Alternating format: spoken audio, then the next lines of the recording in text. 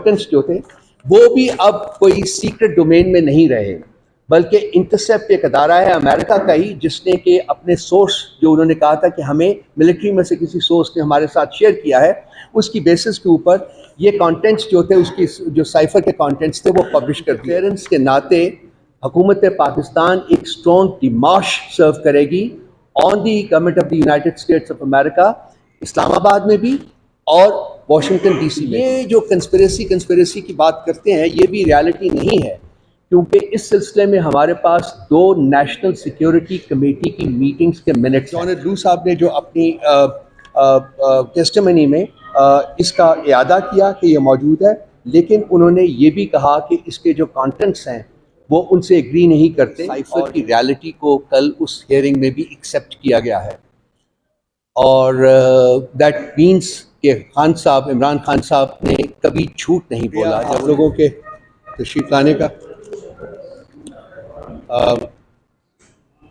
कल यस्टरडे कांग्रेस की foreign affairs committee है, वहाँ जॉन लू साहब टेस्टिमनी के लिए वहाँ पेश हुए, और ये कॉन्फ्रेंस जो है उसी सिलसिले में हमने कॉल किए। वहाँ बहुत कुछ कहा गया और बहुत कुछ नहीं कहा गया। 2-3 चीज़ें जो है वो इस्टेब्लिश कर लेते हैं हम पहले, before we proceed any further. सबसे इम्पॉर्टेंट चीज़ जो इस्टेब्लिश करने वाली है वो ये है कि साइफर की रियलिटी को कल उस हियरिंग में भी एक्सेप्ट किया गया है, और दैट मीन्स कि खान साहब, इमरान खान साहब ने कभी झूठ नहीं बोला। जब उन्होंने साइफर की बात की तो वो एक रियलिटी बेस्ड गुफ्तगू थी। साइफर मौजूद था, है और उस वक़्त तक रहेगा जब तक कि इसके कंप्लीट जो हक़ाइक़ हैं, जो इसके मुज़म्मरात हैं, वो सामने नहीं आते और उसके बारे में कोई रियासत फ़ैसला नहीं करती। साइफर की रियलिटी को जब इस हुकूमत ने टेक ओवर किया, जो PDM वाली हुकूमत थी, तो पहले उन्होंने कहा जी कि इस तरह की कोई चीज़ एग्जिस्ट ही नहीं करती। फिर वो बयानिया चेंज किया तो उन्होंने कहा जी कि ये खान साहब ने खुद इस्टेब्लिश किया है। उसके बाद वो बयानिया चेंज किया तो कहा कि खान साहब के ख़िलाफ़ उसको वायलेट करने का, सीक्रेट एक्ट वायलेट करने की बेसिस के ऊपर मुकदमा दर्ज कर दिया। तो ये जो पैंतरे बदलती रही वो हुकूमत, कल इस हियरिंग में ये चीज़ इनकॉन्ट्रोवर्टिबली प्रूव हो गई है कि साइफर नाम की एक चीज़ वो रियलिटी है और वो मौजूद है। और कल जॉन लू साहब ने जो अपनी टेस्टिमनी में इसका इयादा किया कि ये मौजूद है, लेकिन उन्होंने ये भी कहा कि इसके जो कंटेंट्स हैं वो उनसे एग्री नहीं करते, और ये जो एलेज किया जा रहा है वो उससे एग्री नहीं करते। लेकिन इस कम्युनिकेशन की एग्जिस्टेंस को उन्होंने कल एक्सेप्ट किया अपने उस सबमिशन में। सो ये एक एस्टैब्लिश्ड रियलिटी है। इसके साथ उन्होंने हमारे जो एम्बेसडर थे उस वक्त असद मजीद साहब, उनके हवाले से कहा कि उन्होंने ये माना है कि ये नहीं हुआ। जो उनके अल्फाज हैं मैं पढ़ देता हूँ। The other person at the meeting, the then ambassador of Pakistan to the US, has testified to his own government that there was no conspiracy. तो ये जो कंस्पिरेसी की बात करते हैं, ये भी रियलिटी नहीं है, क्योंकि इस सिलसिले में हमारे पास 2 नेशनल सिक्योरिटी कमेटी की मीटिंग्स के मिनट्स हैं। पहली नेशनल सिक्योरिटी कमेटी की मीटिंग जो थी, I think it was the 40th, वो prime minister Imran Khan, then prime minister Imran Khan ने प्रिजाइड की थी, और उसमें टॉप पॉलिटिकल लीडरशिप और टॉप मिलिट्री लीडरशिप मौजूद थी, और उनकी मौजूदगी में ये इस्टेब्लिश किया गया था कि ये साइफर जो है, इसके थ्रू कम्युनिकेशन में जो कम्युनिकेशन है वो पाकिस्तान के अंदरूनी मामलात में ग्रेव इंटरफेरेंस है, नंबर 1 बात। और नंबर 2 बात थी कि इस इंटरफेरेंस के नाते हुकूमत पाकिस्तान एक स्ट्रॉन्ग डिमाश सर्व करेगी on the government of the United states of America, Islamabad में भी और वाशिंगटन डीसी में भी, और ये डिमाश जो है वो सर्व की गई थी। सो साइफर की एग्जिस्टेंस की रियलिटी को ये नेशनल सिक्योरिटी कमेटी के मिनट्स भी एक्नॉलेज करते हैं, और ये they even go to the extent of saying कि इसके जो कंटेंट्स थे साइफर के, ये पाकिस्तान के अंदरूनी मामलात में ग्रेव इंटरफेरेंस थी, जिसकी बेसिस के ऊपर वो हमने डिमाश जो है वो सर्व की। इसके बाद जो नेक्स्ट नेशनल सिक्योरिटी कमेटी की मीटिंग हुई, उसको प्रिजाइड किया था the then prime minister Shahbaz Sharif साहब। उसमें इस नेशनल सिक्योरिटी कमेटी के जो मिनट्स थे, मिनट की मीटिंग के मिनट्स, उनको फुली एंडोर्स किया गया और एक्नॉलेज किया गया कि हाँ, पाकिस्तान के अंदरूनी मामलात में ग्रेव इंटरफेरेंस हुई थी। सो ये चीज़ें जो हैं ये अब इस्टेब्लिश्ड हक़ाइक़ के ज़ुमरे में आती हैं और इनको झुटलाना जो है वो पॉसिबल नहीं है, ऑल्दो इस हुकूमत ने बसा औक़ात कोशिश की है।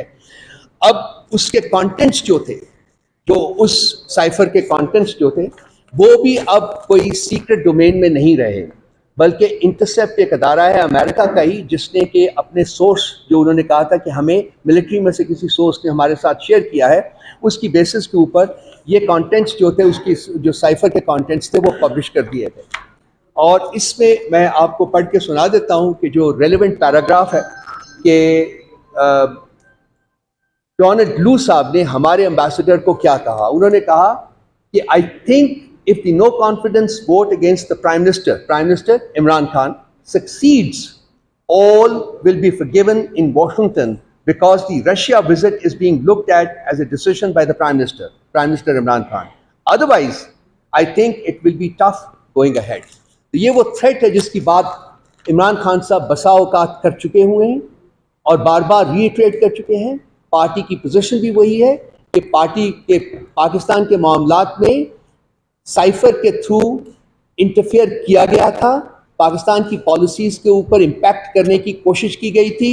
पाकिस्तान के Russian prime minister Imran Khan के रशिया विजिट जो था उसके ऊपर ऑब्जेक्शन रेज किए गए थे और उसके कॉन्सिक्वेंस में एक धमकी दी गई थी कि अगर वोट ऑफ नो कॉन्फिडेंस के जरिए प्राइम मिनिस्टर इमरान खान को रिमूव नहीं किया जाता तो उसके ग्रेव कॉन्सिक्वेंसेस होंगे।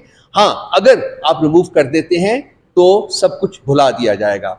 ये वो हक़ाइक़ हैं जिनको कि झुटलाया नहीं जा सकता। इससे एक चीज़ मैं वापस शुरू में आऊँगा, इस्टेब्लिश होती है, बल्कि री इस्टेब्लिश होती है कि खान साहब ने, इमरान खान साहब ने जो पोजीशन ली थी साइफर के बारे में पहले दिन से, वो सच्ची थी, ठीक थी और हक़ाइक़ पर मबनी थी। और जो वक्त गुजर रहा है उसकी फर्दर रीइटरेशन होती जा रही है और री इस्टेब्लिश होता जा रहा है कि जी उसके जो कंटेंट्स के बारे में भी खान साहब ने कहा था वो भी बिल्कुल हक़ाइक़ पर मबनी स्टेटमेंट्स थी।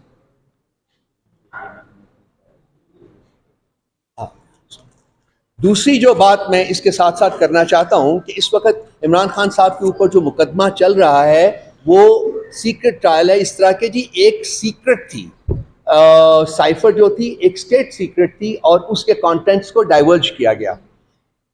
नंबर एक बात, ये जब उस वक्त की कैबिनेट के सामने ये साइफर को पेश किया गया था और उसको डी क्लासिफाई किया गया था।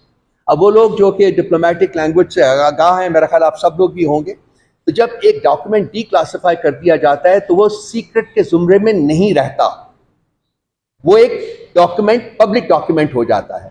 और इस डॉक्यूमेंट की कॉपीज़ को प्राइम मिनिस्टर साहब ने उस वक्त शेयर किया था speaker of the national assembly के साथ, उसके साथ प्रेसिडेंट साहब के साथ शेयर किया था और चीफ जस्टिस ऑफ पाकिस्तान के साथ शेयर किया था। और चीफ जस्टिस ऑफ पाकिस्तान से ये इस्तदा भी की थी कि आप इसके ऊपर कोई एक कमीशन बना के इसके कंटेंट्स को इन्वेस्टिगेट करें और देखें कि ये क्यों हुआ है। तो ये आज अमेरिका में, और लेकिन उसके ऊपर उसकी पादाश में खान साहब के ऊपर सीक्रेट्स एक्ट के तहत मुकदमा चल रहा है, जो आप देख रहे हैं कि उसके डे टू डे बेसिस के ऊपर उसको आगे बढ़ाया जा रहा है। लेकिन इसी साइफर के बारे में अमेरिकन कांग्रेस में ओपन हाउस हियरिंग हुई है। सो वो लोग जिनके बारे में ये साइफर है, जिनके खौफ से वो चाहते थे कि साइफर के बारे में बात ना की जाए, उनका अपना कांग्रेस जो है उसमें एक ओपन हियरिंग हो रही है उनकी फॉरेन अफेयर्स कमेटी में और वो इसको सीक्रेट नहीं समझते। तो ये कॉन्फ्लिक्ट जो है पाकिस्तानी गवर्नमेंट की पोजीशन में और अमेरिकन गवर्नमेंट की पोजीशन में, ये बड़ा इंटरेस्टिंग है कि चूंकि हमने इमरान खान के ऊपर मुकदमा चलाना था इसलिए हमने ज़बरदस्ती इसको एक सीक्रेट एक्ट के तहत वो मुकदमा जो है उसको दर्ज किया।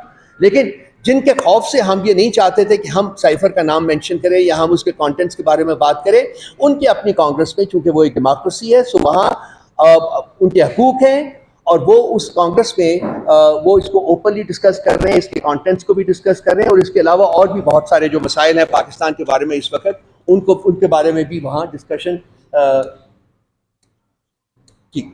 अच्छा, इसके बाद ये एक देखेंगे कि हम जब इंटरफेरेंस की बात करते हैं तो उसमें, और कल की ही जो हियरिंग हुई है उसमें बड़े इंटरेस्टिंग और भी कुछ मामलात हैं जो मेरा ख्याल है कि आप सहाफ़ी साहिबान को ज़रा देखना चाहिए। ईरान के बारे में और ईरानियन पाइपलाइन के बारे में भी वहाँ सवाल किया गया और कहा गया कि क्या अमेरिकन गवर्नमेंट को प्रेशर एक्सर्ट कर रही है उसके ऊपर कि वो ना बना जाए। अब आपको और मुझे और सब लोगों को पता है कि साल से अमेरिकन प्रेशर मौजूद है कि वो ईरानियन गैस पाइपलाइन जो है वो ना बना जाए, बन सके। हालांकि पाकिस्तान और पाकिस्तान की आवाम की अशद ज़रूरत है कि गैस हमें मिले। आपको पता है कि सर्दियों में क्या हाल होता है, बल्कि गर्मियों में भी क्या हाल होता है। उसमें उन्होंने एक्नॉलेज किया वहाँ कि हाँ प्रेशर है और हम कोशिश करेंगे, चूंकि ईरान जो है वो एक टेररिस्ट स्टेट है, इसलिए हम पूरी कोशिश करेंगे कि वो गैस पाइपलाइन ना बन सके। सो एक एक्नॉलेजमेंट है पाकिस्तान के इंटरनल अफेयर्स पे इसी कांग्रेशनल हियरिंग में जो कि एक्नॉलेज की गई है वहाँ। सो बहुत सारे मसलों के ऊपर हम अपने लब खोलने से बहुत घबराते हैं कि जी पता नहीं क्या हो जाएगा, लेकिन एक जेन्युइन डेमोक्रेसी में, एक जेन्युइन जमहूरियत और जमहूरी मुल्क में इस किस्म की चीज़ें जो है वो पब्लिक डोमेन में आती हैं, उनको ओपनली डिस्कस किया जाता है ताकि आवाम जो है वो हकायक को जान सके।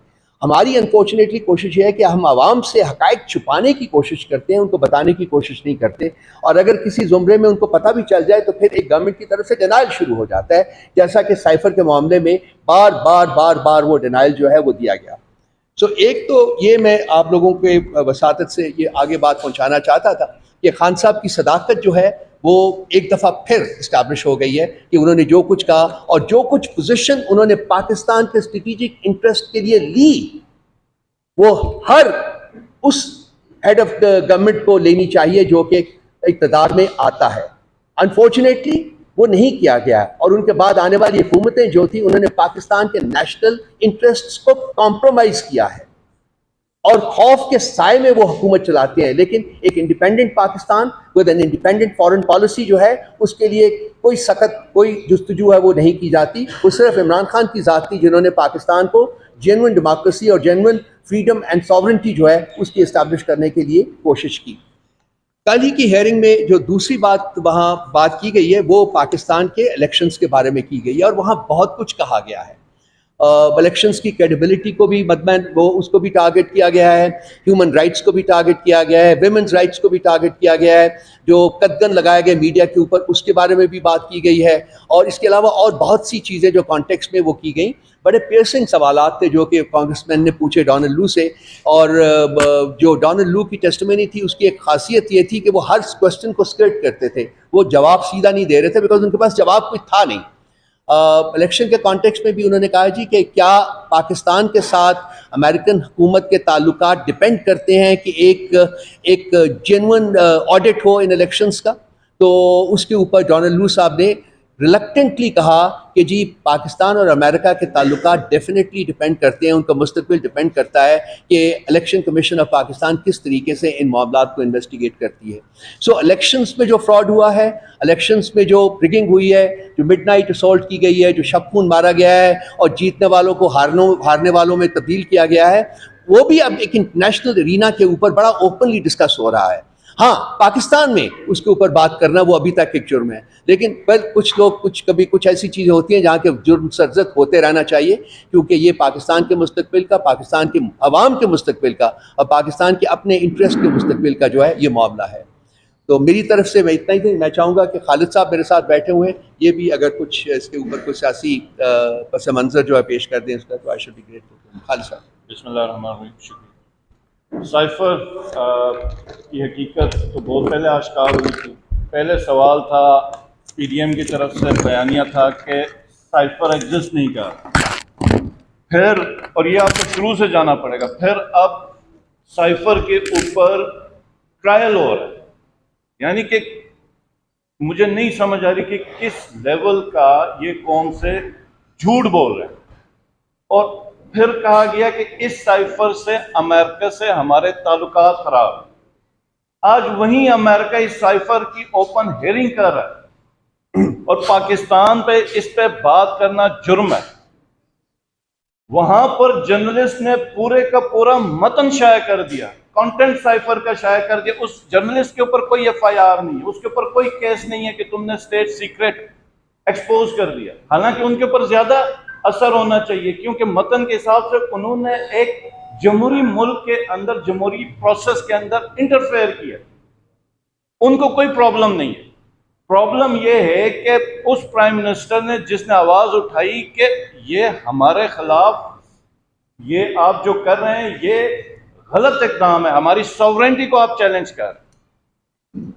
मुशर्रफ को कॉल आई कि तुम हमारे साथ हो या कि उनके साथ हो। एक फोन कॉल पे हमने देखा है पाकिस्तान की तारीख में अपने लीडरों को लेटते हुए। ये पहली दफा एक प्राइम मिनिस्टर था जो खड़ा हुआ पाकिस्तान के लिए, पाकिस्तानियों के लिए। और उसको खान साहब ने कई दफा ये बताया कि ये जो खान साहब के ऊपर जो ट्रायल है दर हकीकत डोनाल्ड लू और जनरल बाजवा को बचाया जा रहा है।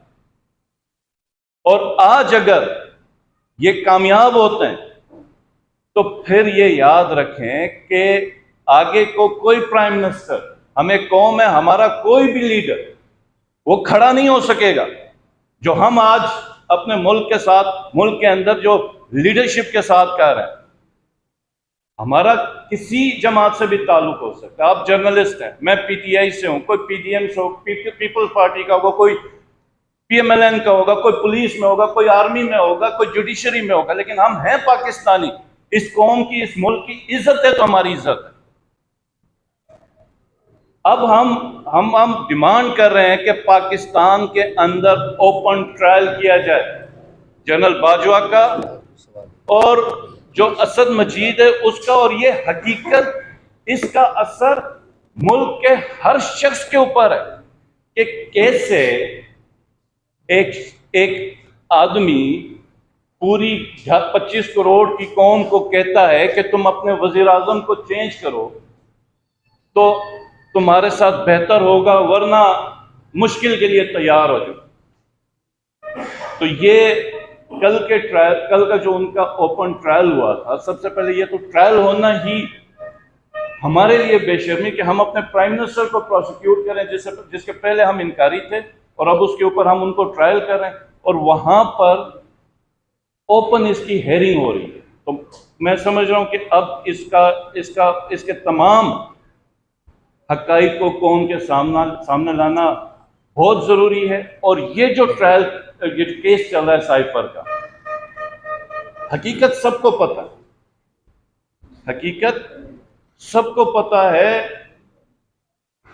अब हम उम्मीद से हैं कि अदालत से इंसाफ होगा और ये जो केस है ये खत्म होगा। वो पुराने हथकंडे इस्तेमाल नहीं किए जाएंगे कि या तो वापस भेज दिया जाए, या जो हमने खान साहब के केसेस में देखा है कि कई केसेस में डिसीजन आ गया, बेंच टूट गया। क्योंकि ये जो हथकंडे हैं ना, मजीद लोगों के दिलों में नफरत पैदा करेंगे आप लोगों की। ये और कुछ नहीं होगा और ये मुल्क के लिए नुकसानदेह है, ये हमारे इदारों के लिए नुकसानदेह, ये इस पूरे निज़ाम के लिए नुकसानदेह। तो अब हकीकत जब इतनी आश्कार हुई है तो हमें उसको कबूल कर लेना चाहिए। बहुत शुक्रिया। नहीं